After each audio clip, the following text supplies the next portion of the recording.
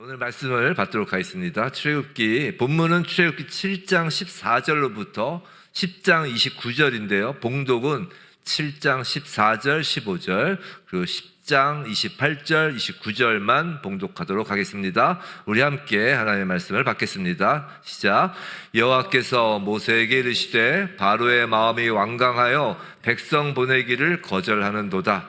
아침에 너는 바로에게로 가라. 보라, 그가 물 있는 곳으로 나오리니 너는 나일 강가에 서서 그를 맞으며 그 뱀되었던 지팡이를 손에 잡고 10장 28절입니다. 바로가 모세에게 이르되 너는 나를 떠나가고 스스로 삼가 다시 내 얼굴을 보지 말라. 내가 내 얼굴을 보는 날에는 죽으리라. 모세가 이르되 당신이 말씀하신 대로 내가 다시는 당신의 얼굴을 보지 아니하리이다. 아멘. 오늘 구원을 향하여 라는 제목으로 설교를 하겠는데요. 방금 읽어드린 것처럼 출애굽기 7장 14절부터 말씀드린 것처럼 10장 29절 애굽의 재앙을 오늘 다 볼 겁니다. 다 훑어볼 거예요. 지난주에는 이제 추수감사주일이었죠. 그래서 이제 출애굽 설교를 잠시 쉬었죠. 지금 히스웨브 처치 주일 강단에서는 출애굽기 말씀을 가지고 계속 이어서 설교를 하고 있습니다. 오늘도 계속해서 이제 출애굽기 말씀으로 설교를 하는데요. 이제 2주 전으로 거슬러 올라가면 이제 일주 전도 기억이 안 나는데 2주 전으로 거슬러 올라가면 그 재앙의 목적이란 제목으로 10재앙에 관한 말씀을 받았어요. 특별히 하나님께서 애굽의 10재앙을 내리신 목적은 하나님께서 여호와이심을 알게 하려 함이었다 라고 했습니다. 하나님은 어떤 분이시냐? 모든 민족을 구원하시는 긍휼의 마음을 가지신 분이었고, 하나님은 세 번의 재앙을 세 세트로 그렇게 기회를 주시며 오래 참으시는 분이었습니다. 그리고 그 재앙이라는 것도 사실은 우리에게 재앙이 아니라 뭐라고요? 평안이요, 미래요, 희망이요, 미래이다 라는 말씀을 받았어요. 자, 지난 시간에 애굽의 10재앙을 3개씩 세트를 구성하면서 모두 3세트로 9가지 재앙과 마지막 10번째가 이제 클라이맥스 심판이라고 했습니다. 오늘은 그 재앙들이 갖는 의미를 살펴보겠다고도 지난주에 말씀을 드렸어요. 자, 분명히 애굽의 재앙은 세상의 우상이 무너지는 이야기입니다. 그런데 그런 생각해 보셨어요? 우리는 이것을 재앙이라고 부르지만 사실 세상이 재앙이라고 부르는 것이죠. 세상은 이것을 재앙이라고 부르지만 하나님의 백성인 우리로 하여금 어린 양의 피를 문설주에 바를 수 있는 믿음을 키워가는 과정이라는 생각이 들지 않으세요? 그렇잖아요. 모세가 갑자기 어느 날 이스라엘 백성한테 가서 야, 문설주에 피 발라. 그럼 바르겠습니까? 그렇잖아요. 자, 우리의 참된 출애굽은 바로 그 재앙과 심판이라는 마지막 종말에 대하여 어떤 두려움이나 아니면 그 종말을 외면하려는 그런 생각을 갖지 않도록 오히려 그것이 기대와 소망으로 바뀌어지는 이야기가 출애굽 이야기라고요. 세상의 우상이 무너지고 또 하나님 나라가 세워지는 그 이야기가 출애굽이라고요. 하나님은 공의로 심판하시죠. 성도 여러분, 여러분은 하나님의 공의가 싫으십니까? 아니에요. 하나님의 공의는 하나님의 대적에게는 재앙이지만 우리에게는 축복이라고요. 10가지 재앙은 그래서 재앙이라기보다는 이적, 즉 애굽이라는 세상과 바로라는 그 자아를 부수시는 여호와의 이적, 여호와의 일하심이라고요. 그래서 세상의 우상과 자아를 무너뜨리는 이 마지막 때의 모든 일을 우리는 축복이요 기쁨으로 받아들일 수 있는 거예요. 우리는 가끔 세상에 정말 마지막 때가 온 것 같아, 예수님 곧 재림하실 것 같아 라고 하면서 우리는 한숨을 쉬면 안 돼요. 그렇잖아요. 우리는 그게 축복이라고요, 기쁨이라고요. 예수님 오시는 게 누구보다 기쁜 사람들이잖아요. 더군다나 우리에겐 어린 양 피의 대속을 이 성경을 통해 미리 알려주셨잖아요. 그렇기 때문에 우리는 재앙이 아니라 축복이라고요. 자, 그런 관점으로, 즉 재앙이 아닌 하나님의 구원을 향한 이적과 그 이적이 우리에겐 축복이라는 관점으로 오늘 애굽의 열장을 빠른 속도로 알아보도록 하겠습니다. 그러니까 이 관점을, 열장의 관점을 애굽 사람의 관점에서 보는 것이 아니라 하나님의 백성, 특히 이 성경의 말씀을 통하여 어린 양 그 피 대속을 이미 알고 있는 우리의 입장에서 열장을 빠른 속도로 알아보겠어요. 뭐 빠르다고 해야 뭐 얼마나 빠르겠습니까만은 그래도 소위 말해서 잡소리 없이 막 가겠습니다. 자, 첫 번째, 나일강의 물을 피로 바꿉니다. 여호와께서 행하신 첫 번째 이적이에요. 자, 그럼 예수의 첫 번째 이적은 무엇인가요? 물로 포도주를 만드신 이적이에요. 예수께서 물로 왜 포도주를 만드셨어요? 단순히 결혼 잔치집에 흥을 깨지 않기 위하여 물을 포도주로 만드신 건가요? 아니에요. 오히려 반대예요. 세상의 축제를 패하고, 이전에 요한복음 강의할 때 말씀드렸어요. 그것은 세상의 축제는 끝, 그리고 하나님 나라의 축제 시작, 즉 세상의 축제는 패하고 하나님 나라의 축제로 바꾼 이야기가 물을 포도주로 바꾼 이야기라고 했습니다. 이적이라고 했어요. 자, 나일강이 피로 변한 이야기도 마찬가지예요. 나일강은 애굽 문명의 젖줄이죠. 근데 이 강물은 애굽, 즉 세상을 상징하는 애굽에서 뭐 돈이나 행복이나 그렇게 자신의 생명과 밀접하게 여겨지는 모든 것을 상징하는 거라고요. 나일강은. 자, 예를 들어서 이것을 경제라고 한다면, 또 이것을 세상 권력이라고 한다면, 또 이것을 세상 명예라고 한다면 사람들은 이것에 목숨 걸고 살아간다는 것이에요. 하지만 이 성경을 아는 우리는, 재앙의 끝은 심판을 아는 우리는 그 물로 살아가는 것이 아니라 예수의 보혈로 살아가는 자예요. 애굽 사람, 즉 세상 사람은 이 예수의 피를 마시지 못하지만 그리스도인은 예수의 피로 살아나는 것입니다. 세상 사람들은 강물로, 돈으로 살지만 그리스도인은 뭐로 살아요? 우린 예수의 피로 사는 것이에요. 예수의 피가 생명의 젖줄인 것이에요. 이것이 구원의 여정을 시작하며 보여주는 하나님의 뜻입니다. 이래 동안 지속되었다라고 하죠. 이래 동안 지속된 나일강 이적은 이래 동안 창조하시는 하나님의 창조가 새롭게 시작되었음을 알려주는 것이에요. 자, 둘째, 개구리 이적입니다. 그래서 개구리로 번역된 히브리어는 제파르테아라는 단어인데, 히브리어로 뭐 개구리라는 단어가 또 따로 있지만 특별히 이 단어를 사용해요. 이 단어의 뜻이 뭐냐면 뛰어오르다, 늪에 빠지지 않고 늪 위를 뛰어다니다, 이렇게 걸어다니다라는 뜻이에요. 빠지지 않고. 즉 무슨 의미를 갖고 있냐면 초월의 의미를 갖고 있어요. 그래서 개구리가 애굽에서는 다산을 상징하는 우상신, 또 생명과 부활의 우상신으로 여겨지는 것은 그런 초월성을 이야기하기 때문이에요. 상징하기 때문이에요. 그런데 참된 초월성은 누구에게 있냔 말이에요. 천지를 창조하신 하나님에게 있다는 거 아니에요. 그래서 예수께서 뭘 보여주셔요? 물 위를 걸으시는 것을 보여주시는 거예요. 바람과 폭풍을 잠재우시는 하나님의 신성, 하나님의 초월성을 보여주시는 거라고요. 초월성은, 신적 능력은 오직 하나님께만 있다는 것이죠. 개구리 이적은 세상에 삼켜질 수 없는 하나님의 초월성을 의미하는 거예요. 선으로 악을 이기는 그 초월성의 이야기인 거라고요. 시편 18편 29절에 이런 말씀이 있어요. 시편 18편 29절, 내가 주를 의뢰하고 적군을 향해 달리며 내 하나님을 의지하고 담을 뛰어넘나이다. 자, 담을 뛰어넘나이다라고 한다고요. 성도 여러분, 성도란 세상이란 담에 둘러싸여 갇혀서 신음하는 자들이 아니라 주를 의뢰하고 대적을 향해 달리며 하나님을 의지하고 우리를 둘러싸고 집어삼키는 그 세상을 뛰어넘는 하나님의 군사라는 거예요. 이것은 하나님의 군대에게 하나님의 초월적 능력을 주시는 구원의 이야기인 것입니다. 자, 세 번째, 땅의 티끌이 이가 되어서 세상을 덮는 것이에요.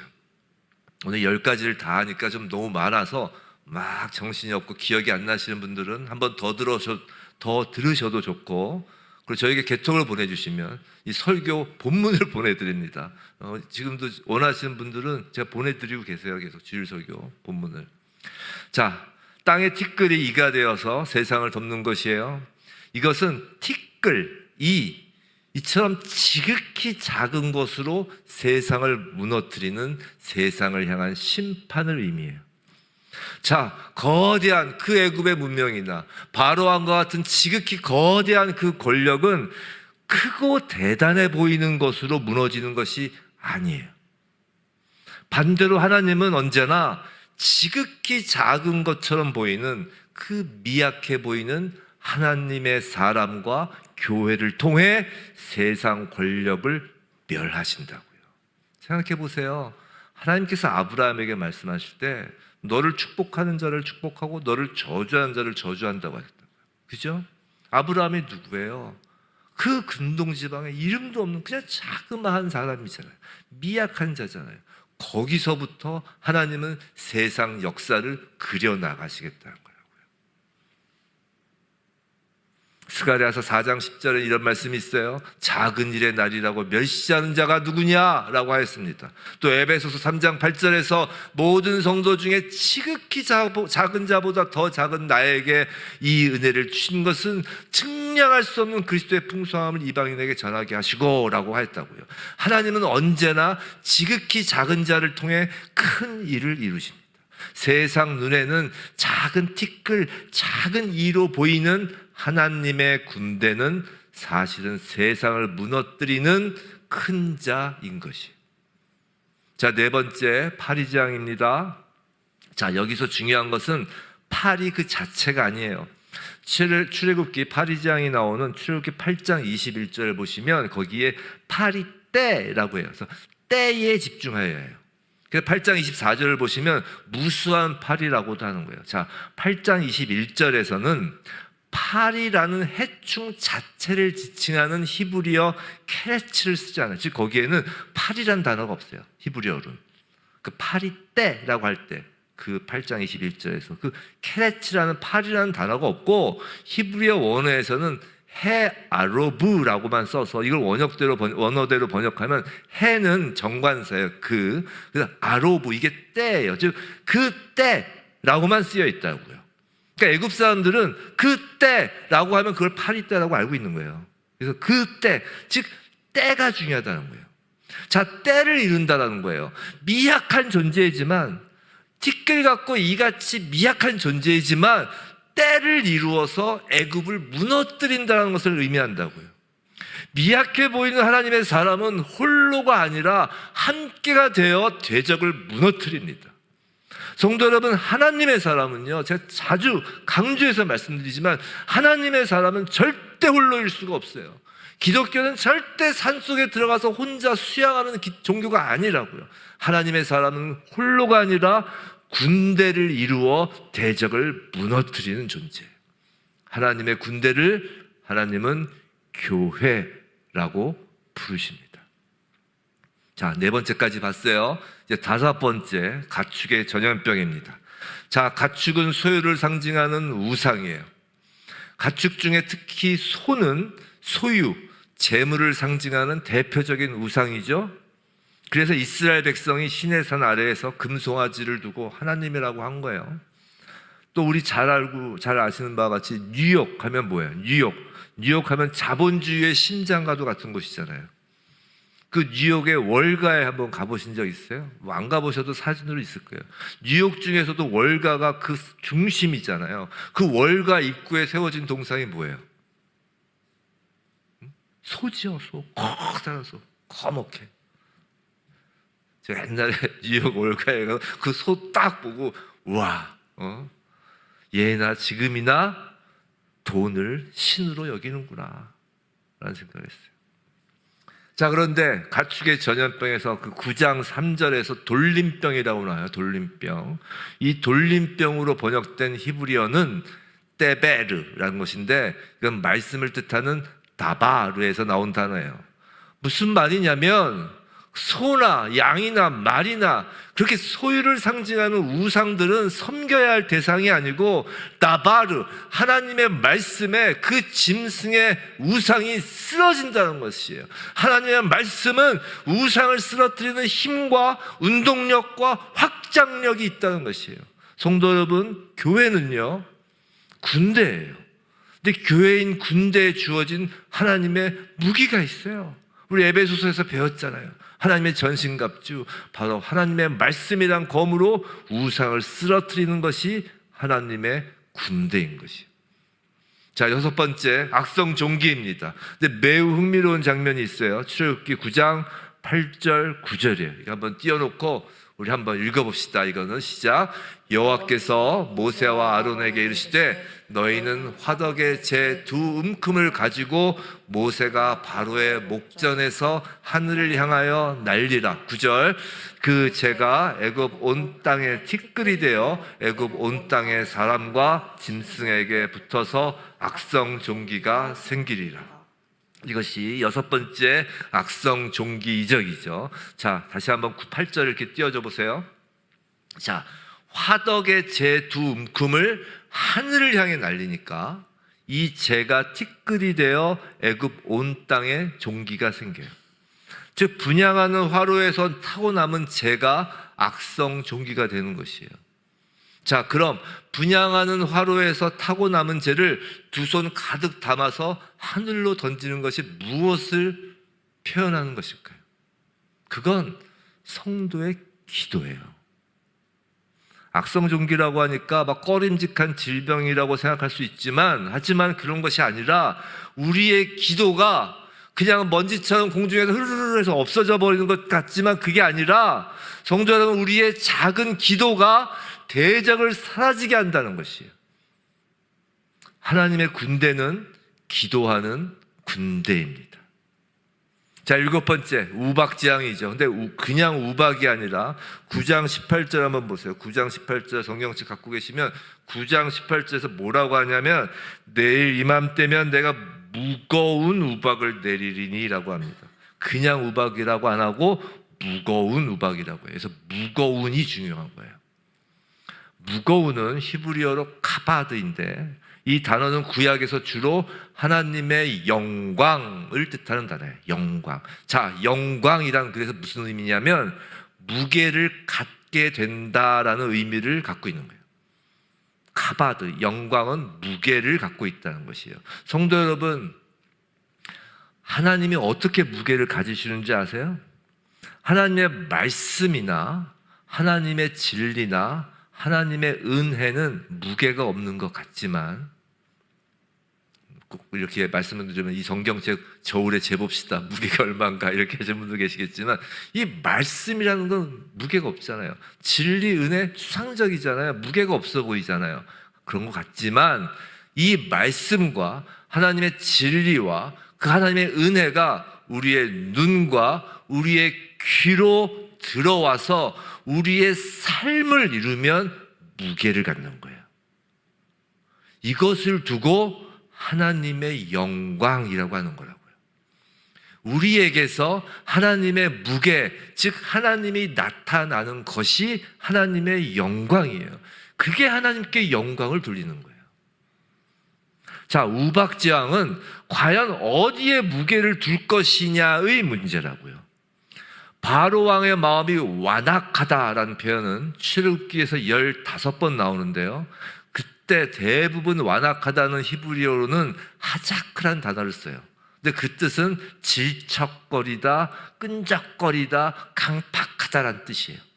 근데 이 우박지향과 관련해서 출애굽기 9장 34절에서는 카바드, 즉 무거운이라는 단어를 쓴다고요. 출애굽기 9장 34절 한번 띄워줘 보세요. 자, 바로가 비와 우박과 우레소리가 그친 것을 보고 다시 범죄하여 마음을 완악하게 하니, 이때 완악하게 하니, 즉 카바드하게 하니, 즉 무게를 자기 마음에 두는 것이라는 거예요. 내 마음에 무게를 두고 내 생각대로 사는 것이 완악하다는 것이에요. 성도 여러분, 우리가 만약 내 마음대로 할 수 있도록 내 마음대로 살게 해달라고 하나님께 도와달라고 하면 그것이 바로 바로왕과 같은 완악한 마음이라는 거예요. 출애굽은 세상의 중심이 나라고 하는 그 마음에서 탈출하는 것이 출애굽이라고요. 출애굽의 구원은 하나님의 마음에 나의 마음, 우리의 마음을 드리는 것이라고요. 생각해 보세요. 지금 군인이라고 했어요. 군대라고 계속 반복하고 있어요. 군인은 지휘관의 마음에 군인의 마음을 맞춰야 군인인 것이에요. 하나님의 군대란 각자의 소견을 버리고 하나님의 마음에 무게 중심이 놓여 있어야 하는 것입니다. 사랑하는 성도 여러분, 우리는 지금 계속 애굽의 재앙을 보면서 이것은 단순한 재앙을 말하려는 것이 아니라 하나님의 백성된 이스라엘의 백성이, 즉 성도가 하나님의 군대로 빚어지고 있는 과정임을 보고 있는 거예요. 출애굽 재앙 장면에서 반복해서 하나님께서 모세에게 하시는 명령이 있어요. 첫 번째 재앙 때부터 그 명령은 반복되는데 그것은 가라라는 명령이에요. 가라. 출애굽이란 하나님의 군사에게 주시는 하나님의 가라라는 진격의 명령인 거라고요. 예수님도 70명의 제자들을 세상 속으로 파송하실 때 첫 번째 명령이 가라였어요. 누가복음 10장 3절 그 말씀이 있어요. 함께 읽어볼까요? 시작. 갈지어다 내가 너희를 보냄이 어린 양을 이리 가운데로 보냄과 같도다. 갈지어다 대적의 심장부에 들어가서 빼앗아 오라는 것입니다. 하나님의 군대가 적진의 심장부에 들어갈 때 대적들에게 그것은 재앙이지만 하나님의 백성에겐 구원의 기쁜 소식이 되는 것이에요. 지금 우리는 하나님의 군대로 빚어지는 과정을 애굽의 열장이라는 이 주제에서 한번 보고 있는 것이에요. 자, 8번째 이제 메뚜기 재앙인데, 자, 이게 중요한 이유가 이것이 마지막 때에 일어날 그 대적의 군대가 남은 자들을 갉아먹는 것과 연결되기 때문이에요. 메뚜기 재앙은 우박의 재앙 이후에 남은 것을 모두 집어삼키는 재앙이죠. 이건 요한계시록 9장의 그 5번째 나팔에 나오는 황충 재앙과 연결돼요. 근데 남은 것을 갉아먹는다는 것은 자녀들에게서 남아있는 것을 가져가 버리는 것을 의미해요. 좀 어렵죠? 자, 무슨 말이냐면 성경을 봐야 돼요. 요엘서 1장 4절을 봅시다. 요엘서 1장 4절. 자, 이런 것이에요. 자, 한번 잘 보세요. 요엘서 1장 4절. 팥중이가 남긴 것을 메뚜기가 먹고 메뚜기가 남긴 것을 느치가 먹고 느치가 남긴 것을 황충이 먹었도다. 자, 여기서 팥중이, 메뚜기, 느치, 황충은 모두 다 메뚜기과에 속한 곤충인데 하나님을 대적하는 사단의 군대들을 지금 표현하는 것이에요. 하나님을 대적하는 사단의 군대가 이렇게 조직적으로 팥중이라는 조직, 예를 들어서 우리로 치면 백골 부대, 무슨 부대, 이런 것처럼 이름이 있는 거예요. 그래서 팥중이라는 부대, 이렇게 조직적으로 남긴 것을 차례차례 먹어치우는 장면이라고요. 요엘서 1장 4절이. 근데 이 장면이 어떤 말씀에 따라 곧바로 나오는 것이냐면 요엘서 1장 4절이었으니까 1장 3절을 봐야 되겠죠. 자, 우리 함께 읽어볼까요? 시작. 너희는 이 일을 너희 자녀에게 말하고 너희 자녀는 너희 자녀에게 말하고 그 자녀는 후세에게 말할 것이라. 즉 자녀에게 말하고 자녀는 자녀에게 말하고 그 자녀는 후세에게 말할 것이다. 대적이 우리의 믿음을 자녀에게 전수하는 것을 차례차례 갉아먹는다는 의미라고요. 출애굽기 10장 10절을 보면 메뚜기 재앙 전에 바로 왕이 한 말이 나와요. 그 메뚜기 재앙과 관련된 말이겠죠. 출애굽기 10장 10절인데 10장 9절부터 한번 보겠습니다. 자, 우리 한번 읽어볼게요. 시작. 모세가 이르되 우리가 여호와 앞에 절기를 지킬 것인즉 우리가 남녀노소와 양과 소를 데리고 가겠나이다. 바로가 그들에게 이르되 내가 너희와 너희의 어린아이들을 보내면 여호와가 너희와 함께함과 같으니라. 보라, 그것이 너희에게는 나쁜 것이니라. 그렇게 하지 말고 너희 장정만 가서 여호와를 섬기라. 이것이 너희가 구하는 바니라. 이에 그들이 바로 앞에서 쫓겨나니라. 자, 모세가 뭐라고 그랬어요? 남녀노소 모두가 절기를 지키러 가겠다고 하니까 바로 왕은 뭐라고요? 장정만 가라. 그러면서 바로 왕이 하는 말이 10절 다시 한번 띄워줘 보세요. 10절에서 어린아이들이 함께하는 것이 뭐라고요? 너희에게 나쁜 것이라고 한다고요. 좀 이상하지 않으세요? 이 구절 이렇게 평소에 보시면서 처음 보시나요, 이 구절을? 자, 분명히 모세는 남녀노소 모두를 지금 말하고 있는데 그럼 어린아이들이 함께 가는 것이 이스라엘에게는 좋은 일이어야 할 거잖아요. 모세가 그렇게 하겠다고 하니까. 근데 뜬금없이 그게 나쁜 거라는 거예요, 너희들에게. 이상하죠? 뭔가 말이 막 꼬여있는 것 같은 느낌 들지 않으세요? 근데 이 너희에게 나쁜 것이란 부분을 히브리어 원어 성경 그대로 직역하면, 오늘 제가 원래 제 설교에서 원어 가능한 얘기 안 하려고 하는데 어쩔 수 없어요, 오늘은. 자, 이 너희에게는 나쁜 것이란 부분을 히브리어 원어 성경 그대로 직역하면 이런 거예요. 이것이 라에게 얼굴을 들이대는 것. 다시요. 이것이 라에게 얼굴을 들이대는 것이라고 직역돼요. 자, 라는 뭐냐면 태양신이에요. 그죠? 우리 그건 좀 알고 계시잖아요. 상식적으로. 애굽에서 태양신을 라라고 불렀다고. 라. 즉 애굽의 주신이에요. 그래서 이 라라는 단어를 성경에서는 어디에 사용하냐면 그냥 나쁜 것의 의미를 나타낼 때 라라고 쓴다고. 그래서 라라는 히브리어가 나쁜 것으로 번역이 되는 거예요.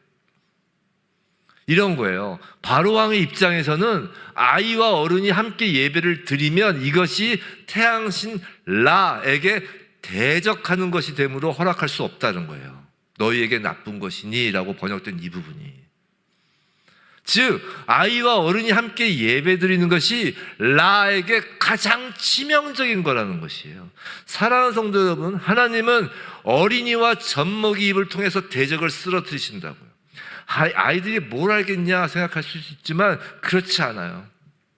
저 그래서 옛날에 이렇게 예배 드릴 때 갓난아기들도 같이 예배 드렸어요. 저는 제가 원하는 건 청년부든 장년부든 갓난아기든 다 같이 예배 드리는 걸 원해요, 사실. 물론 이제 뭐 부모가 뭐 이제 케어하고 하느라고 예배에 집중할 수 없다 모르지만 하나님께서 다 보고 계시는 거예요. 우리가 내가 집중하는 것보다 더 중요한 건 하나님이 예배를 보시는 거거든요. 하나님은 갓난아기부터 저기 할아버지까지 다 모여서 예배 드리는 것을 보길 좋아하세요. 우리가 예배가 불편한 게 중요한 게 아니에요. 하나님이 보기 좋으신 게 좋은 거죠. 하나님의 군대는 어린아이들이 선봉에 선 군대들이라고요. 출애굽의 구원은 세상에 빼앗긴 자녀를 되찾는 거라고요. 하나님의 군대인 교회는 어린아이, 청년, 장년, 노인들이 모두 함께 예배자로 세워지는 것이라고요. 하나님의 군대인 교회에는 예비군이 없어요. 민방위도 없다고요. 뭐 20살부터 이렇게 입대하는 것도 아니에요. 태어날 때부터 입대하는 것이에요.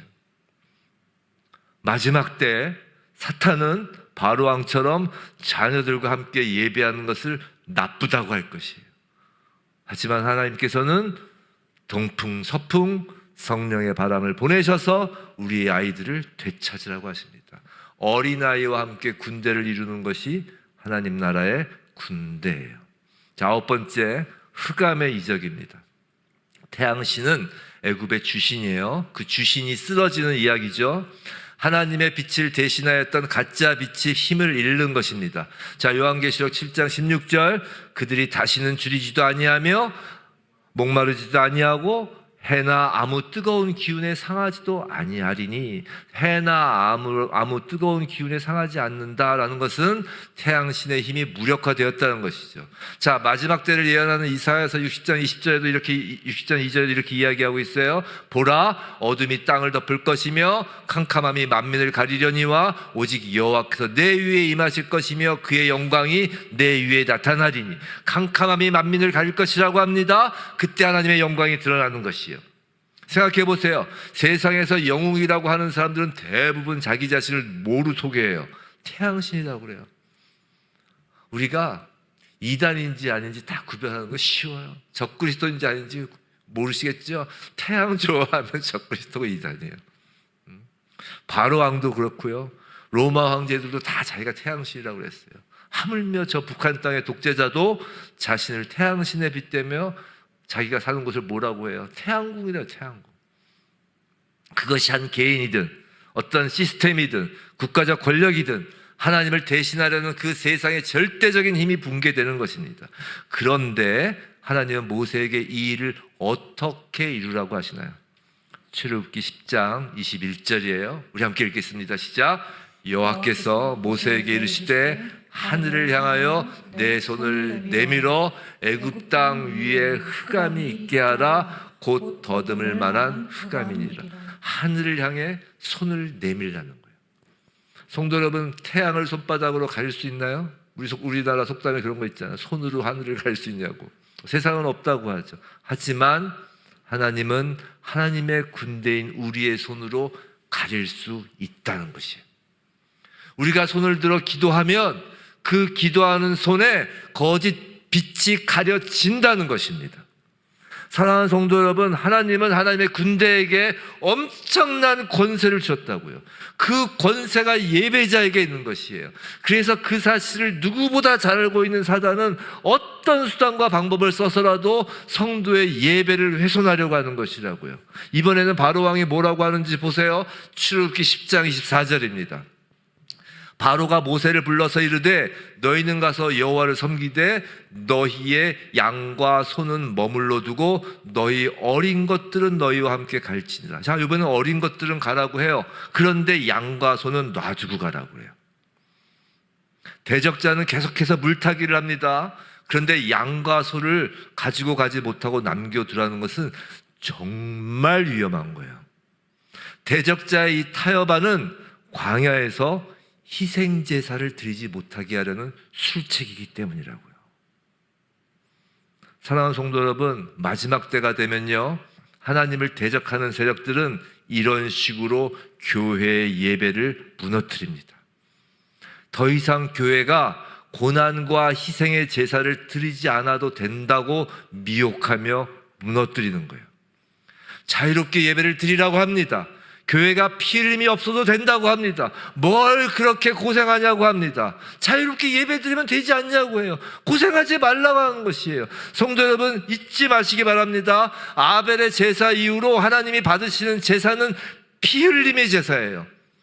교회는요, 돈을 먹고 편안함을 먹고 자라는 것이 아니에요. 교회는 피를 먹고 자라는 거라고요. 교회에서 더 이상 고난이 없다는 것은 희소식이 아니라 교회가 오히려 거부해야 할 것이라고요.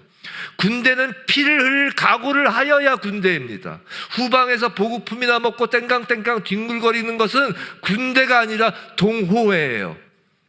성도의 기도는 예수 그리스도의 피 흘림에 근거한 기도예요. 그리고 교회의 예배는 예수 그리스도의 피로 가짜 하늘 태양을 가리는 것입니다.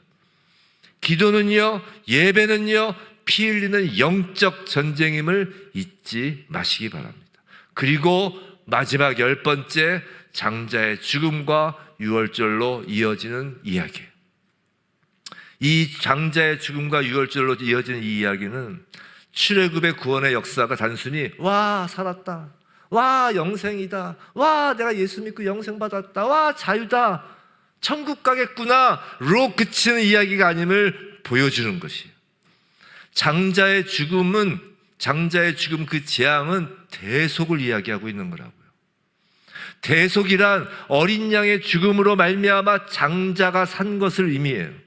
우리의 구원은 하나님의 입장에서는 공짜 구원이 아니라고요.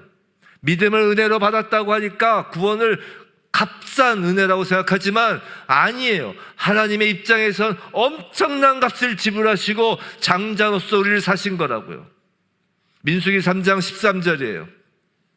자, 처음 태어난 자는 다 내 것임은 내가 애굽 땅에서 그 처음 태어난 자를 다 죽이던 날에 이스라엘의 처음 태어난 자는 사람이나 짐승을 다 거룩하게 구별하였음이니 그들은 내 것이 될 것임이니라. 나는 여호와니라.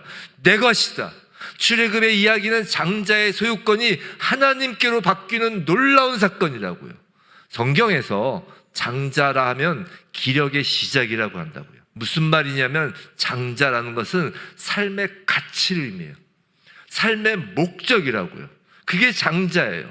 이 장자의 소유권이 하나님께 돌려지는 것이 구원이에요. 나 살았다가 아니라 소유권이 넘어간 스토리라고요. 이것이 구원의 스토리예요. 구원받았다는 것은 우리의 삶과 우리의 목적이 하나님의 것이 되었다는 것을 말하는 거라고요. 나중에 또 보겠지만 출애굽기 13장 12절에서는 첫 태생을 수컷이라고 표현합니다. 출애굽기 13장 12절 제가 한번 이건 읽어드릴게요. 자막은 안 돼 있어요. 자, 너는 태에서 처음 난 모든 것과 내게 있는 가축의 태에서 처음 난 것을 구별하여 여호와께 돌리라. 수컷은 여호와의 것이니라. 즉 처음 나온 것을 첫 태생을 수컷이라고 표현하는 것이에요. 자, 그런데 말라기에서 이스라엘이 멸망하는 이유를 하나님 뭐라고 하시는 줄 알아요? 제대로 그 수컷을 드리지 않아서 멸망한다고 하신다고요. 말라기에서 11조를 강조하는 이유도 그것이라고요. 첫것 장자를 내놓으라는 것이에요. 그것은 하나님 것이라는 것입니다. 너희의 삶의 모든 가치와 모든 목적이 다 하나님의 것이라는 사실을 첫 것으로 대표하여 하나님께 내어드리라는 것이에요.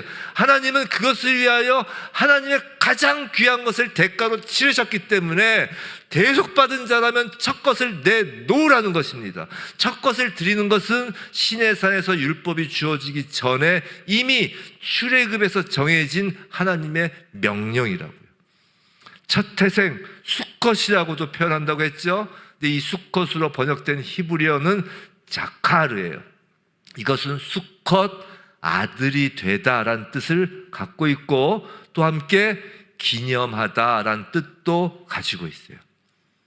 예수께서 성만찬을 시행하시면서 누가복음 22장 19절에서 너희가 이를 행하여 뭐하라고 그래요? 나를 기념하라 라고 하셨습니다. 기념하라가 뭐라고요? 아들이 되라는 것입니다.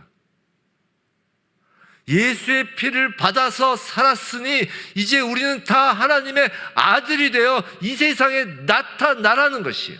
이것이 출애굽 구원의 이야기이고 이것이 우리의 표이고 이것이 우리의 타이틀이고 이것이 우리의 정체성이라는 것이에요. 머리로 기억하는 것이 아니라 거기서 머무는 것이 아니라 하나님의 아들로서 하나님의 딸로서 살아내는 자가 되라고 출애굽을 시키신 거라는 거예요. 하나님의 군대는 하나님의 아들이고 하나님의 딸인 거예요. 사랑하는 성도 여러분, 구원은 우리가 하나님의 군대가 되어 하나님의 자녀의 신분으로 이 땅에서 하나님의 독생자 예수 그리스도의 삶을 살아가는 거예요. 전 사복음서를 되게 좋아해요. 저는 성경 중에 뭘 제일 좋아하냐면 저는 개인적으로 사복음서를 좋아합니다. 왜냐하면 거기 예수님의 공생애가 있잖아요. 그렇게 살라는 거예요. 그것이 교회라는 것이에요. 출애굽의 열재앙은 그 구원을 향하여 그 마지막 때를 향하여 달려가는 하나님의 군대로 빚어지는 우리의 모습인 거예요. 출애굽기 12장 41절 말씀이에요. 이제 그 재앙이 다 끝나고 이제 출애굽기 12장 41절 우리 함께 읽겠습니다. 시작. 430년이 끝나는 그날에 여호와의 군대가 다 애굽에서 나왔습니다. 부디 마지막 때를 향해 달려가는 하나님의 군대, 하나님의 교회인 히스웨브 처치의 모든 성도가 하나님의 아들, 하나님의 딸로서 하나님께 온전히 드려지는 삶, 예수 그리스도를 중심으로 주님께 영광을 드리는 승리의 삶을 살아가길 주님의 이름으로 축원합니다.